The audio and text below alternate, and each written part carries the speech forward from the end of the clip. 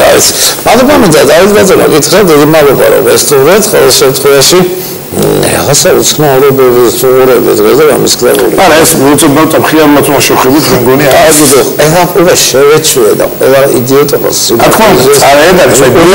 ესეთი რამე რომ მოხდარიყო შევარდნაძის დროს ხალხის მერიტური სადაც დაიწყო იქ რაღაცა სოსისების გაყიდვა მე სასტუმროში დამდგარიყო იქ რაღაც ადმინისტრატორთა რაღაც ხელისუფლების ბეჭედი დაერტყა მე წავწულიყო თონეს ჩაეკრა პური სიცილით მოკვდებოდა მასმედია რა ამბავში იქნებოდა საერთოდ რუსთავი ამბავსა და ხავდა ხო წარმოგიდგენია რამდენი ექსპერტი მივიდა ის ხალხი რომელიც დღეს გამოვიდა გიგის გუჩი დადგება კიდე სიმღერა დაწერილი რაღაც ჩვენი ხმა ვის გიგის მოგესმენიათ ამასაც მოისმენთ ალბათ ცოტა ხანში აი 6 მაისს რას მოგვასვენებენ თუ პოლიციელების მარშიროვკა იქნება და ეს პოლიციის ცნობილი ჰიმნი რომელიც კარგი ჩვენი ძალა დამჭირველი ახალ შენობაშია ამას მოგვასმენიათ ეს სასაცილოც აღიქნება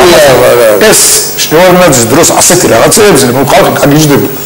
ამას მე ქვეყანაში რომ შეიძლება პოლიციაზე ჰიმნი დაიწეროს თუ ეს ჩვეულებრივი და არგობრივი არ ვიცი მე ასეთი ის მომენტა ჭორი მოკლედ მინდა რომ თურმე სადღაც რესტორანში ქართული პოლიციელები ყოფილან და რა ზემპაბედიზე იყო ზემპაბედი შეუკვეთია თორსა და ასეულები შეუკვეთდა სულ